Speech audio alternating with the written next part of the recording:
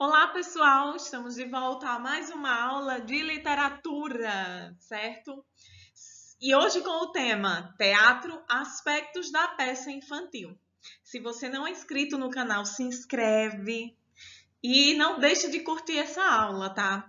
Assiste até o final, porque nós vamos tratar aqui sobre as questões mais técnicas dessa produção do teatro voltado para a criança, né? Que no vídeo anterior, parte 1, nós falamos sobre esse teatro, a importância do desenvolvimento do teatro nas escolas, né? Dentro do ambiente escolar, a importância que isso tem, o quanto isso desenvolve e quanto às vezes é muito carente, né, desse trabalho de teatro na escola. Então, pega logo o seu caderno, o seu lápis, porque você vai precisar fazer muitos registros, tá? Para não passar despercebido vários pontos que serão abordados aqui. Nesta aula, nós vamos tratar mais de aspectos técnicos, né, do teatro em si, para a produção desse teatro. Tem muitas palavrinhas, muitas nomenclaturas, muitas ações que estão dentro do teatro e que logo de primeira vista você não vai precisar estar ali memorizando tudo isso, tá? O nome de tudo isso. Mas é muito importante que você amplie essa sua visão do teatro na escola para crianças, tá? Para quando você pensar em realizar esse tipo de ação na escola, um teatro mais produzido, né, mais significativo, que você esteja por dentro de tudo que envolve esse tipo de arte, né? Então, não deixe de pegar seu caderno, lápis, borracha para fazer os seus registros e, principalmente, assista até o final, tá? E não deixe de curtir essa aula, tá certo? Então, gente, quando se refere a teatro de criança, eu devo analisar, né, o teatro de criança da mesma forma que eu analiso um teatro para adultos. Então, não é para criança não é porque é para criança que eu vou fazer ele de qualquer forma, né, de qualquer jeito. Mesmos detalhes, a mesma análise, a mesma preocupação que eu teria para um teatro de adultos, eu também faço para um teatro de crianças, né, para crianças. Então, dentro de um texto ali dramático, né, que é o texto teatral, o teatro, ele possui um texto dramático, né? Como nós vimos aí, o texto dramático é um texto que se destina fundamentalmente a ser representado, ou seja, ao teatro, né? A representação é um teatro. Então, um texto, qual é o texto indicado para teatro? Texto dramático. Qual é o texto de teatro? Texto dramático. Mas aí eu vou apresentar para vocês as estruturas internas, né, para desse teatro e depois as falas e assim por diante. Então, dentro dessa estrutura interna, um texto dramático ele está dividido em atos e em cenas, tá? Então, nós entendemos que um teatro ele ele precisa ter um texto dramático, tá? E para fazer um teatro para crianças, eu tenho que ter a mesma preocupação, a mesma rigorosidade, a mesma análise que um teatro para adulto. Então, é como a gente vinha falando nas outras aulas, ainda dentro do teatro, né? É preciso fazer algo bem organizado, bem feito, para atender realmente a arte do teatro, as características dele. E aí nós temos que o teatro é dividido em atos e em cenas. E o que é um ato? O ato é parte de uma peça de teatro que corresponde a um ciclo da ação num determinado espaço, ou seja, esse espaço é o tempo, e que se separa das outras por um intervalo. Muda-se de ato quando se muda de cenário. Então, o que é um ato, que é chamada gravação, quando é para ser gravado, né, ou não. Primeiro ato, que ela é um espaço ali de tempo, é as situações em que está se desenvolvendo ali a peça, né? E se termina um ato quando se dá ali um intervalo de uma situação para outra. E isso acontece quando se muda de cenário, né? Quando eu mudo de cenário, eu tenho primeiro ato, vou para o segundo ato. Não sei se vocês já prestaram atenção em alguma coisa que vocês já assistiram, né, sobre isso, ou esse linguajar. Primeiro ato da segunda cena, segundo ato da primeira cena, da quarta cena e assim por diante.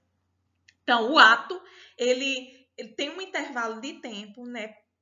Parou aquele intervalo, né, de tempo maior, então mudou-se de cenário ali, então terminou o primeiro ato, vamos para o segundo ato. E assim é a organização e divisão no teatro, certo? Ele tem os atos e dentro dos atos nós temos as cenas, tá? Aí o que acontece? O que é cena? Momento da ação em que os atores estão a representar. Então, muda-se de cena quando existe alguma entrada ou saída de personagem. Então, vejam que as cenas elas são menores que o ato, tá? Os atores estão representando ali, então há uma cena. Agora, um personagem precisou sair ou algum personagem precisou entrar, então há uma mudança de cena, né? Então, mudou-se a cena, porque as cenas elas são menores que o ato. Tá? Espero que vocês estejam entendendo aí essa questão do ato, do que é o ato ali dentro do teatro e o que é a cena ali dentro. Quando se vai gravar, a gente às vezes ouve a gravação do segundo ato da terceira cena e assim por diante, que é essa organização do teatro. E as falas, indicações cênicas, né? Que é justamente, a gente vai ver essas indicações cênicas aqui no final. Mas essas falas, como é as falas no teatro? Então, vejam, o texto dramático, que é o do teatro, ele é constituído por falas ou réplicas das personagens, que são apresentadas em discurso direto, na forma de um diálogo, que é o mais comum que a gente vê, e a gente sabe muito bem o que é um diálogo, não precisa se deter, né? Que as personagens falam umas com as outras. O monólogo, que é uma personagem fala consigo mesma, e mesmo você pode, por não ter conhecimento, pode até achar que o monólogo não é interessante, mas é muito interessante, né? Dentro do monólogo, a personagem só tem um personagem, ele fala o tempo todo, né? Mas fala consigo mesmo, ele lembra situações, ele vivencia, revivencia, né? E é muito legal. Eu lembro até que eu ganhei, há uns bons anos atrás, uma em DVD, na época, uma gravação de uma peça no monólogo, né? De um monólogo. E a peça se chama Divas no Divã, e era muito engraçado, porque dentro desse teatro, que era um dilema, né, da personagem, eu não lembro o nome dela, mas era um dilema que ela vivia consigo mesma. Nossa, mas ela viveu situações diversas.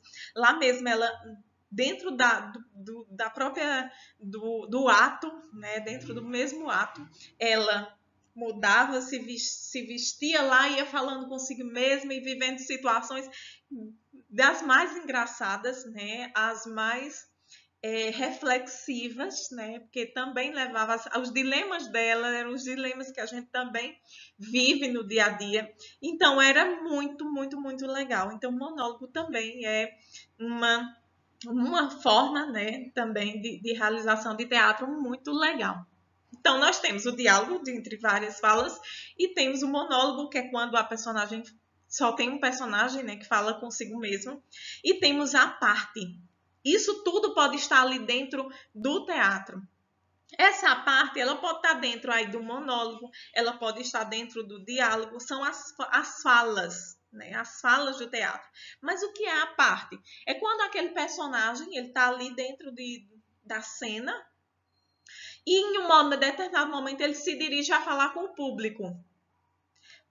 Vocês já devem ter observado, é quando ele está ali falando sobre um assunto, aí ele se vira e fala e faz um comentário sobre aquilo que estava sendo discutido ali para o público, né? Fala ali sobre falar alguma falinha ou faz um comentário particular para o público. Vocês já devem ter observado algumas coisas assim, até mesmo dentro de gravações, né? Sai de Baixo, que é um teatro, né? Fazer as gravações, mas é um teatro, né? No Sai de Baixo, às vezes se viraria, às vezes até outras gravações que se tem, e que nós vemos esse momento da fala, que é a parte, que é quando ele está ali dentro da cena e tal, e ele se vira para o público, se vira e, às vezes, se for gravado, ele se vira para a câmera, mas falando para o público, né, e fazendo um comentário ali particular sobre aquela situação, aquela cena vivida ali, o assunto, né, que está sendo tratado naquela cena. Certo? No entanto, o teatro dramático, então nós vemos aí as falas, né? Antes de continuar, nós vemos as falas, elas podem ser em diálogo, em monólogo, e também podem apresentar ali dentro a parte, tá? Os tipos de falas. Nós temos dentro do diálogo, dentro do monólogo, e a parte ele pode estar ali dentro do diálogo, né? Ela pode estar dentro do monólogo também. No entanto, o texto dramático pode conter ainda indicações cênicas dentro do texto, tá? Nós temos ali também as indicações cênicas, tá? Então, até porque essas falas, elas podem estar ali separadas por fala individual, dentro de um diálogo, e aquilo que ele vai falar à parte, tá? Aquilo que ele vai fazer o comentário dele à parte. Então, nós temos aí o texto dramático, ele pode conter indicações cênicas ou didascálias. Didascálias. Cênicas ou didascálias são a mesma coisa, são nomenclaturas diferentes, mas que querem dizer a mesma coisa. Eu posso dizer indicações cênicas ou indicações didascálias, tá?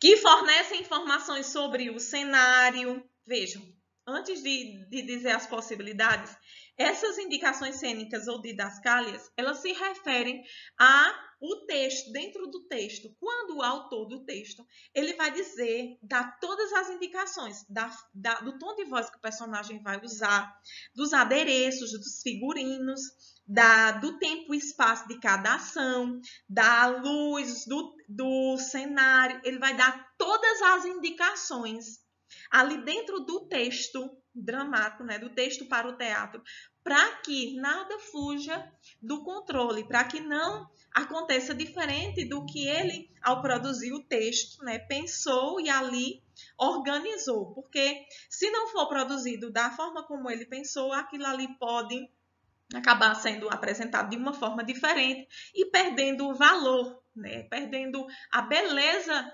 da história que o autor criou ao pensar, né, ao produzir.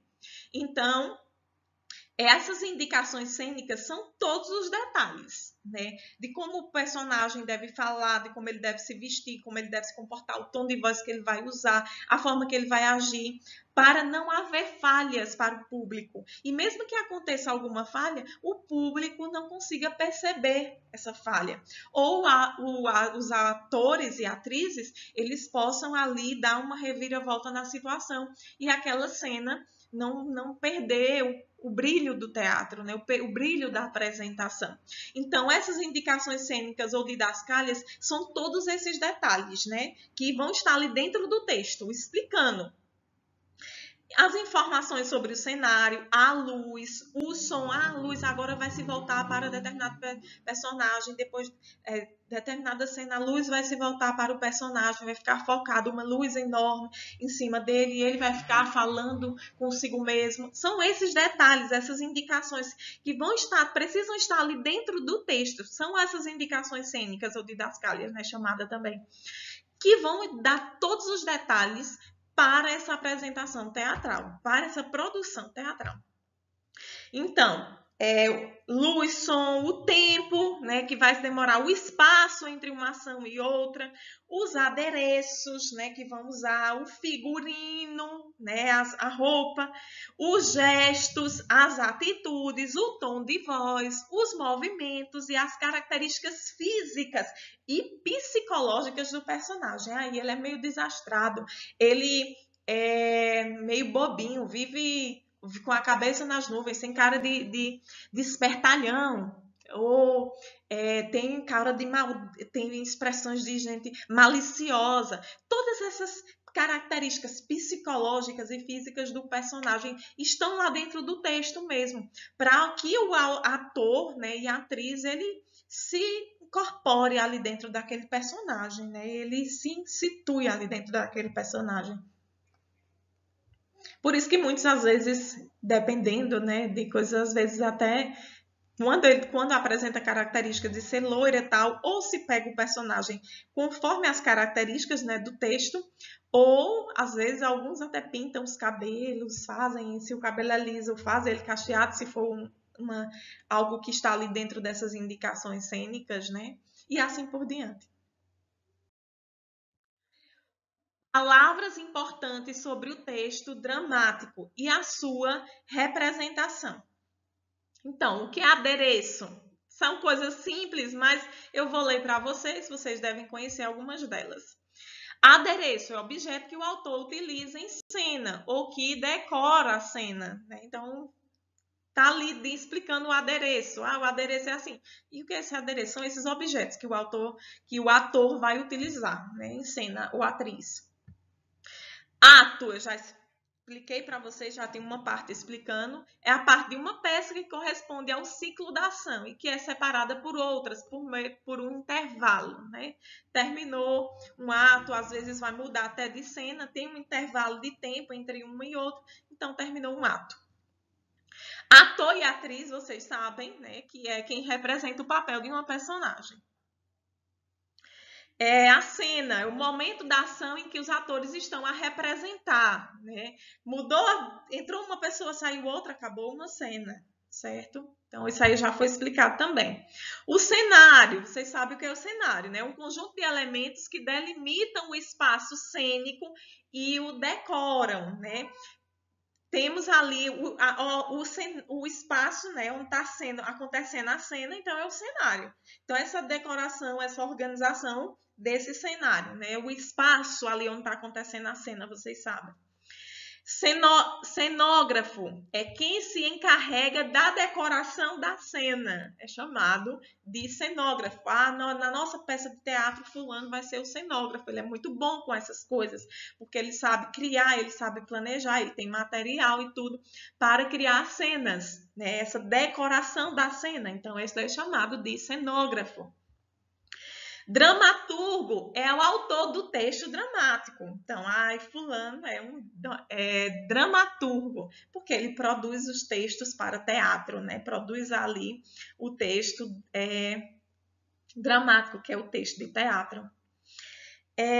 Encenação é um conjunto de atividades antes da peça necessárias para um espetáculo que se realize. Então, a encenação, né? Essas são essas atividades, essas ações dentro da peça teatral, né? Antes mesmo da peça propriamente se realizar, uma encenação, uma apresentação, né, dali do que será aquela peça teatral. O espaço cênico é um espaço ocupado pelo cenário e onde os autores representam.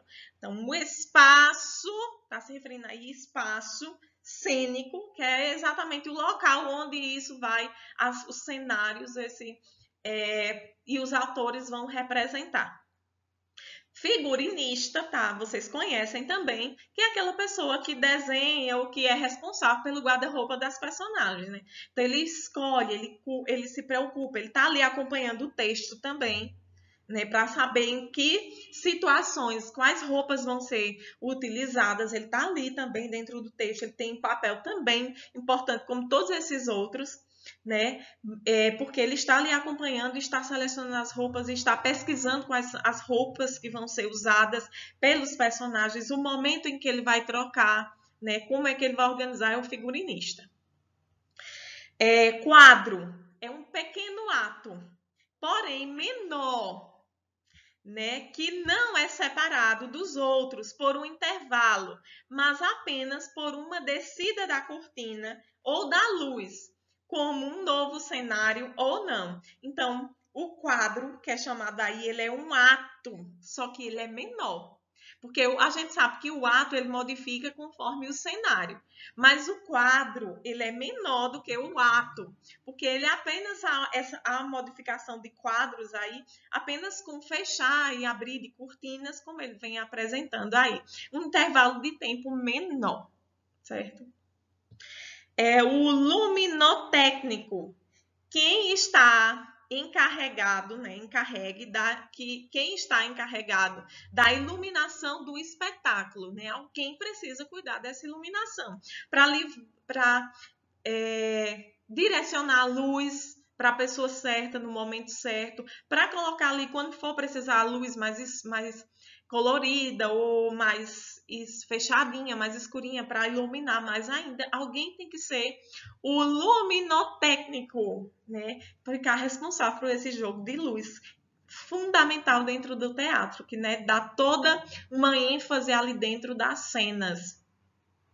E o que é o sonoplasta? É quem está encarregado pelos sons que acompanham o espetáculo, né? Também tem que ter alguém responsável ali dentro dos sons.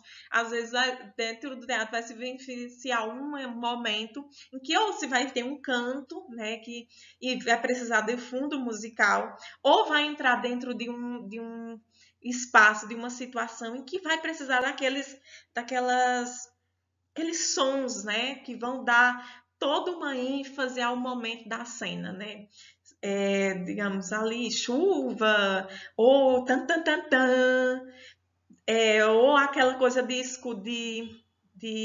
mistério, né? Bom, cada texto vai pedir uma ação diferente. E é preciso que alguém esteja responsável por essa questão do som. A ação dramática é característica do teatro, como eu já vinha falando para vocês, e deve ser observada da mesma forma que as peças para adultos, já disse. Deve ser analisado os seguintes pontos. 1. A estrutura da peça. A obra dramática apresenta normalmente 3 partes: a exposição, o conflito e o desenlace. Né? O que vai se apresentar, vai ter o desenrolar do acontecimento e finalizar, né? O desenlace, o ponto-chave, a que conclusões se chegou, a que ponto se chegou, como é que se finalizou, né? O desenrolar da história. Na exposição, o público toma conhecimento dos acontecimentos que antecedem os fatos vividos em cena e cuja notícia é importante para a compreensão e motivação da plateia. Os antecedentes da ação. Fica sugerido de início o problema proposto pela peça. Problema esse que só será resolvido, evidentemente, no fim. Cria-se assim no espectador a tensão que alimentará o interesse dos presentes até o desenlace. Então, essa exposição ela é uma apresentação do que vai ser abordado ali dentro da peça. Tem que ter algo que vá fazer o público entender, né, de que se trata essa peça, né? O que foi que aconteceu, como se iniciou. Digamos, às vezes a peça se iniciou a partir de um acidente, né? Houve um acidente e desse acidente começou uns dilemas, porque uns ficaram feridos, outros morreram e eles começaram nesses dilemas. E aí eu estou falando mais no sentido adulto, mas às vezes assim, a peça começou a partir de uma proposta da professora de se fazer uma horta na escola. Então, vai ter precisa haver uma exposição, né, dos que aconteceu antes do teatro, né, no sentido de apresentar, trata-se de alunos de uma determinada escola que a professora ali de geografia, não sei, pediu um desafio para os estudantes, né? Porque era uma turma que não se unia, que tinha características diferentes, que eram muito difíceis de convivência, mas a professora, na ideia de tentar fazer esses alunos trabalharem em grupo, né, e ter um trabalho mais manual, solicitou que eles fizessem uma horta na escola em conjunto e que vendessem. E aí vai começar os dilemas, as confusões, o desenrolar. E aí, o que será que aconteceu depois? E aí eu estou sugerindo assim de imediato, mas às vezes a peça ela pode ser muito mais interessante do que eu estou apresentando aqui, né? Tem que ser algo bem pensado, bem organizado. Mas é preciso haver essa exposição antes, para que eles tomem conhecimento do desenrolar da história, de onde o que aconteceu antes, o que surgiu, né? No conflito, o problema delineado na exposição chega ao clímax. A tensão aumenta, as personagens têm seus interesses em jogo e lutam, cada um ao seu modo, para triunfar. Então, nessa estrutura da peça, tem que haver também o conflito. E esse clímax são os pontos altos, né? Os pontos de maiores tensões, né? Que mais vai chamar atenção, né? Dentro ali da história. Né? Então, no conflito é ali onde os personagens eles vão colocar cada um com seu comportamento, com seu jeito, com seu interesse, né? com a sua personalidade, sua forma de ser, e os conflitos começam a surgir, e os acontecimentos, e tem que ter o clímax, que são os pontos mais altos, que a gente pode dizer assim, ai meu Deus, e agora, depois disso? O que é que vai acontecer, né? Depois são os pontos altos, são os clímax, que fazem com que o personagem ele tenha, o personagem não, os que estão ali assistindo, né, eles tenham mais, o público, ele tenha mais interesse em assistir, em ver o que vai acontecer depois. Ai, meu Deus, naquela cena, será que fulano conseguiu lá, chegou lá no determinado local para conseguir pegar aquilo que ele estava buscando tanto, mas será que ele conseguiu? Apareceu outro também que queria impedi-lo. E aí, vai conseguir? Não vai? São os pontos altos, chamados de clímax. Ele precisa estar ali acontecendo dentro do teatro, da cena, né? Que é dentro desses conflitos, né? Para causar maior interesse no público em querer assistir, em se empolgar com a história que está sendo ali apresentada. E o desenlace, que é o relaxamento da tensão. Ele é provocado pela solução do problema, né? Essa solução pode ser boa ou pode ser ruim. Isso marca os tipos da peça. Ela pode ser, as peças, elas podem apresentar ali dentro um drama, uma comédia, fundamentalmente, normalmente uma comédia, mas o importante é que, atingindo o ponto máximo da tensão, ela tende a desfazer-se, ou seja, ela tem que solucionar. Alcançando o ponto máximo ali, tem que haver ali uma solução. Ele, por exemplo, no que eu disse, comentando com vocês, ele conseguiu ou não conseguiu pegar? O que é que acontece quando ele consegue pegar ou ele não consegue pegar? Tem que ter um desenlace ali naquelas cenas, naquelas situações. Outro ponto, né, outra dessas características, né, do texto dramático é a articulação dos atos. Né? Nessa articulação dos atos que vocês já viram, né, que os atos são ali uma ação, né, um intervalo ali entre uma ação e outra, então é chamado de atos e que normalmente se muda conforme o cenário. Então, nessa articulação dos atos, a intriga no teatro se desenvolve em atos e dividida em quadros e cenas. Né? Então, dentro de um ato, como eu já havia comentado com vocês, ali todo o desenrolado, essa intriga ali, são justamente esses pontos ali que estão para ser desenrolados, para serem descobertos, para serem, digamos assim, construídos ou descobertos, né? Então, eles são divididos em quadros, que vocês já viram ali que os quadros, eles são como se fossem atos, só que menores, e os quadros normalmente são separados ali por abrir ou fechar de cortinas, tá? E são as cenas, que eu já comentei com vocês que as cenas estão dentro dos atos, né? As cenas se modificam conforme um personagem entra ou sai, então mudou de cena, né? Então, dentro ali do teatro, esses atos eles são articulados, né? Em quadros e em cenas que estão dentro do ato. Espero que vocês estejam entendendo. As cenas principais.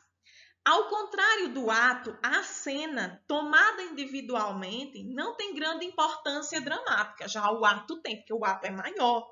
Então, as cenas, elas são modificadas conforme o personagem entra, sai. Então, elas não têm aquela grande importância dramática. Dentro de cada cena tem que ter aquele drama, aquele momento, né? Algumas cenas ou conjunto de cenas, também chamadas de conjunto de cenas porque estão dentro do ato, que representam os momentos capitais da intriga, né? As situações. Tá ali uma conversa entre fulano e cicrano, mas vem, chega Beltrano. São os pontos culminantes de cada ato, né? E estas cenas são chamadas principais, quando há aquelas cenas que são pontos culminantes do ato. Aí a gente diz assim, são as cenas principais, chamadas principais dali do ato, porque é ali, dentro daquela cena, que lá há um ponto que vai culminar, que é um ponto forte, né? Que é onde os personagens chegam ali dentro para conversarem ou para representarem uma situação que é um ponto forte ali dentro da história. Então, são chamadas de cenas principais. É importante lembrar aqui que estamos nos referindo à cena como parte menor da peça. Eu já expliquei para vocês que as cenas são partes menores até do que o ato, tá? Delimitada pelas mesmas personagens ou pelo mesmo cenário. Então, eu tenho uma cena, como elas são partes menores e estão dentro do ato, e o ato muda conforme os cenários, né? Intervalo maior de tempo. Então, elas estão ali dentro do mesmo cenário, podem estar ali com as mesmas personagens e do mesmo cenário. O que vai modificá-las é o entrar e o sair dos personagens. No outro sentido, se tem dado, às vezes, ao termo. Maria Clara Machado, por exemplo, empregam como sinônimos de quadro. Então, ela vem dizer que Maria Clara Machado, ela particularmente também chama cenas como quadro. Vocês viram que o quadro, ele é o menor, e que ele é desenrolado também a partir de um abrir e fechar de cortinas. Mas Maria Clara Machado, ela chama cena e quadro como sendo a mesma coisa, tá?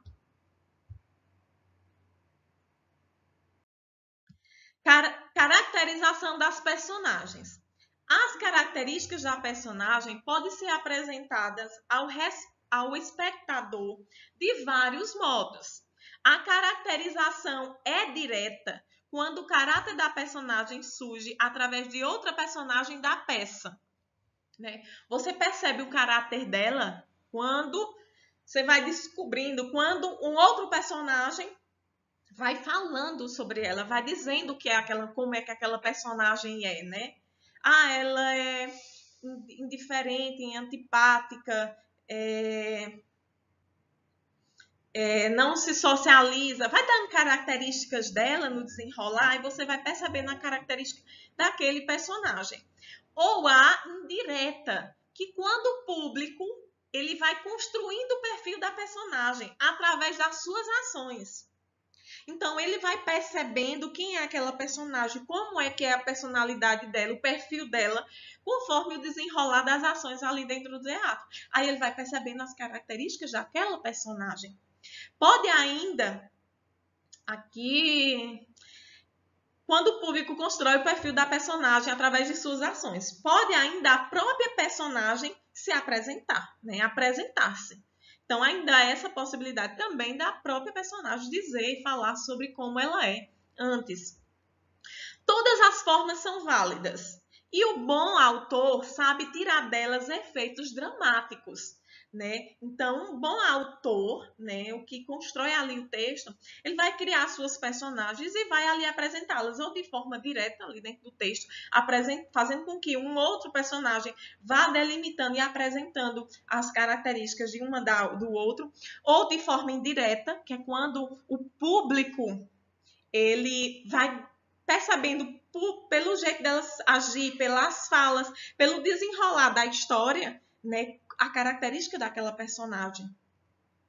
Ou até mesmo quando o próprio personagem ali antes ele se apresenta e fala um pouco de si mesmo, antes ali de apresentar a história, o teatro propriamente. Então, um bom autor, como ele diz aqui, todas essas formas são válidas. E um bom autor, ele sabe tirar delas efeitos dramáticos, né? Transformar aqueles personagens ali, apresentar de formas trísticas, cômicas. Vocês sabem que aquilo que é cômico é porque é engraçado, né? Cômicos, tristes, etc. Ele sabe organizar isso. Um bom autor, ele sabe fazer isso, né? E para ser um bom autor, é muito importante a gente instigar esses alunos a conhecerem sobre o teatro, para eles produzirem textos para o teatro, né? Texto dramático, que é o texto para o teatro, né? Eles conhecendo todas essas características, um aluno maior ali, ele pode estar ali junto com o professor produzindo isso. Mas se ele é um menor, se ele ainda não tem idade para esse tipo de produção, né? Não tem ainda maturidade para isso, mas o professor ele pode ser o autor e os alunos seriam os personagens. Então, mas em geral, a caracterização mais importante é a indireta, porque fica a cargo da plateia e a personagem passa a ser analisada segundo cada espectador. Então, ela vem apresentar, né, que uma das mais importantes é essa caracterização da personagem de forma indireta, que é quando os próprios telespectadores, né, a própria plateia, no caso, né, que não é televisão, é teatro. A própria plateia, né, ela vai ali tirando as conclusões e percebendo as características de cada personagem. Ela diz que é mais interessante. É importante lembrar que a comédia é a forma dramática mais adequada à criança, mesmo que ela sinta a peça como um drama, na medida em que ela se envolve, se emociona, participa dos acontecimentos da peça. É importante que predomine os elementos cômicos. Então, mesmo sendo ali um drama onde ela vai se emocionar, é muito importante que haja ali dentro da peça personagens, situações que sejam cômicos. E o que é esse cômico? É engraçados, que também dê risada, que tire risadas dessa plateia, né? Dessa criança que está ali também na plateia. Certo? E vejam, o teatro para crianças, ele pode ser desenvolvido com crianças, mas não só com crianças, com adultos, só que ele é voltado para o público infantil. Então, independente, mesmo que faça ali um drama que tente, que busque emocionar, que fazer com que o aluno ali se envolva, é muito importante que tenha a comédia, porque ela é uma parte que chama a atenção da criança, tá? Ela é adequada, a comédia é adequada para a criança, por isso que tem que ter partes cômicas dentro da história, do texto. A comicidade, né, que é o lado engraçado, ele pode surgir de vários elementos, mas o contraste e o imprevisto são sempre no fundo de todo fato cômico, né? Quando ela acontece coisas ali contraditórias, aí o pessoal sempre dá risada, né? E ia por um lado, chamou para um lado, ele foi para outro, né? Esses contrastes, você indica uma coisa, ele faz outra. Esses contrastes, né? E o improviso, né? Coisas às vezes que não se esperava acontecer ali acontece. Então eles são sempre um fundo cômico, um fato cômico, muito que acaba sempre tirando risadas. Ela pode vir das personagens, né? Pela ingenuidade de um personagem. A gente vê isso bem no Chaves, né? A ingenuidade, então, dá muito esses contrastes imprevistos, tá?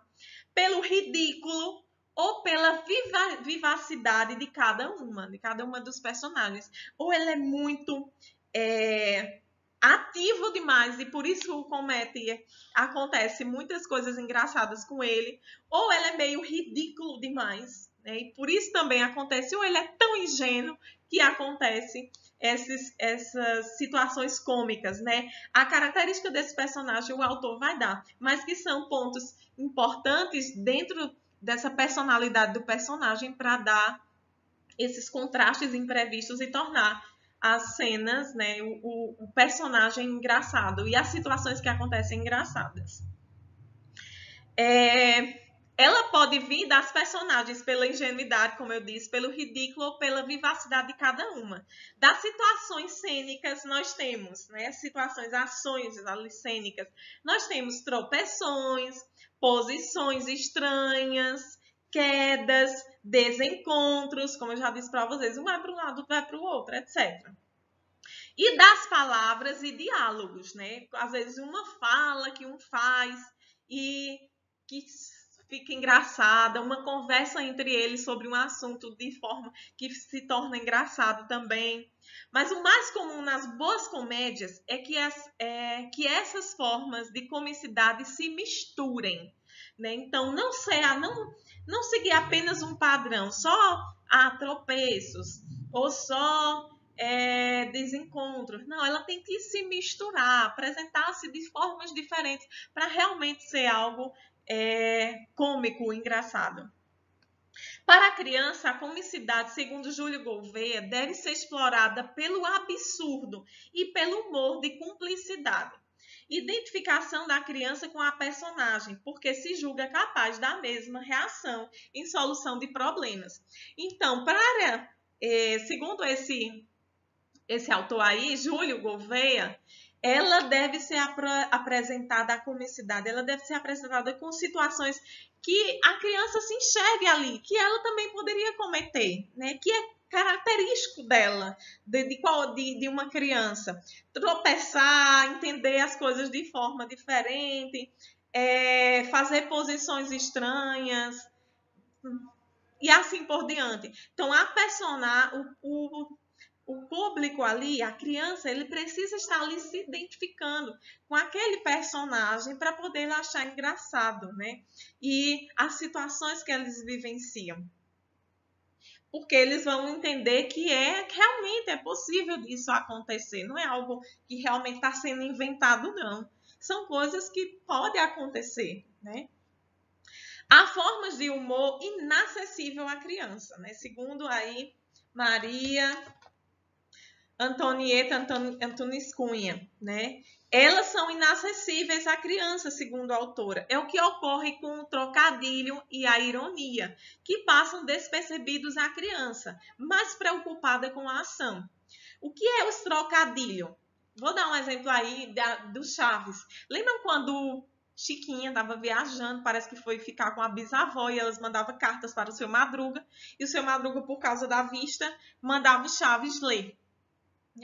E ali o Chaves estava escrito uma coisa, só que o trocadilho é quando tem palavras que têm partes parecidas e que às vezes você entende outra coisa. Você diz uma palavra e ele entende outra. Né? Isso é chamado de trocadilho. Né? E nós temos a ironia mesmo, quando você está ironizando a pessoa, você está querendo dizer usando uma palavra, mas você, pelo seu tom e pelo seu jeito, você está querendo dizer outra coisa. Então, o que ele vem dizer é que usar de humor por meio de ironia ou por meio de trocadilho, às vezes não é interessante para a criança, porque ela às vezes não vai entender. Ela não vai perceber o lado engraçado aí da história. Né? Ela vai precisar ter mais maturidade para ela perceber onde é que o que é que está querendo ser dito ali. Às vezes, até na ironia, muitos até adultos não conseguem perceber que era ironia. Né? Então, ela diz que todas essas outras formas aí de causar, de ser cômico, né? de ser engraçado, ele é interessante. Mas quando se tratar, tem alguns elementos e que ela vem apresentar como sendo o trocadilho e a ironia, que são elementos também da comédia, né?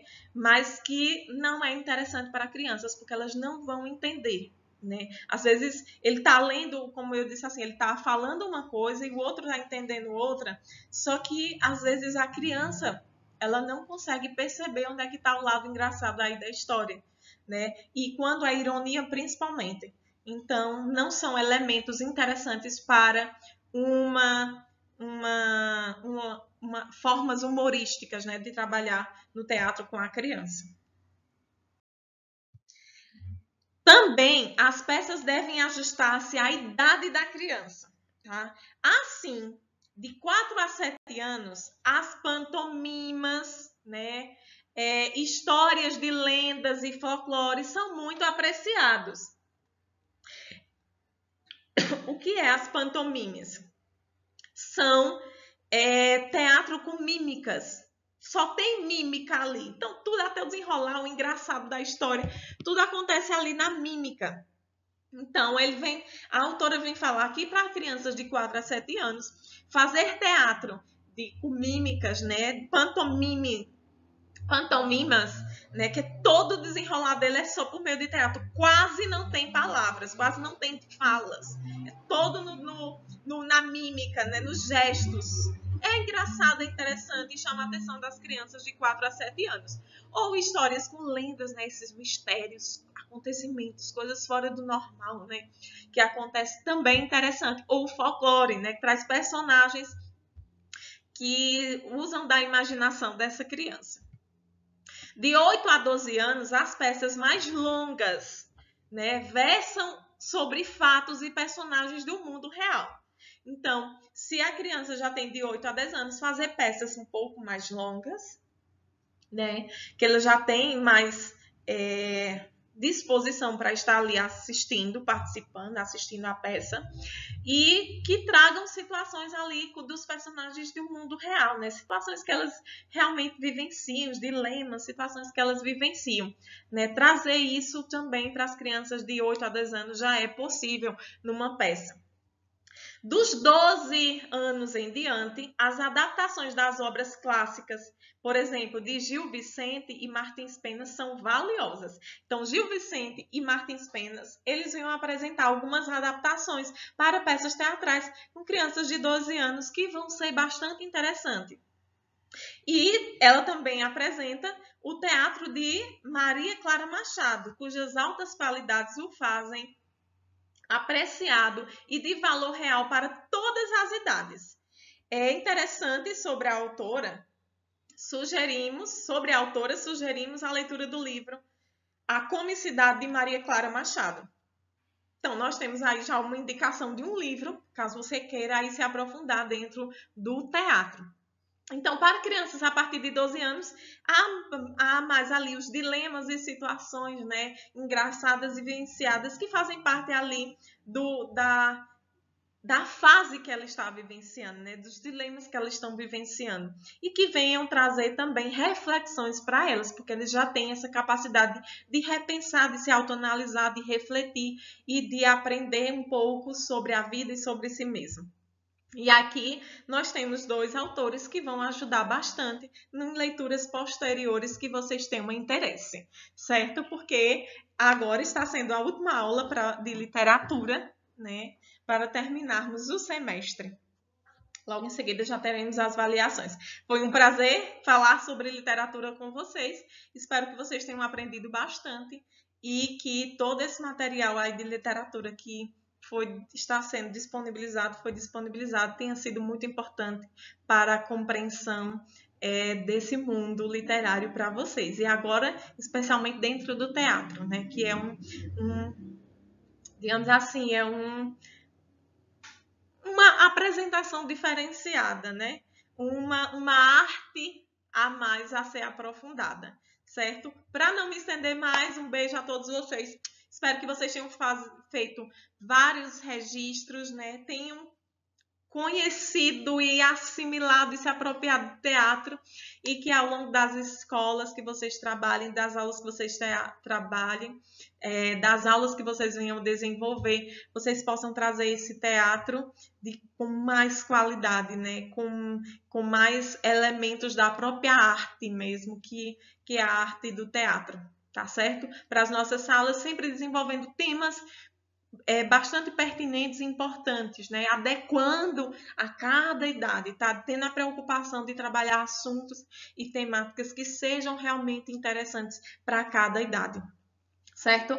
Valeu, até a próxima, beijo, tchau!